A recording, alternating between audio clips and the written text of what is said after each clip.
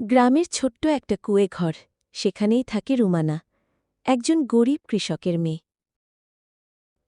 জীবন ছিল কঠিন, কিন্তু রুমানার চোখে ছিল একটাই স্বপ্ন, পড়াশোনা করে বড় মানুষ হবা। অনেকে বলত, গরিবের মেয়ে কি আর ডাক্তার হয়? কিন্তু রুমানা বিশ্বাস করত, চেষ্টা করলে সব সম্ভব।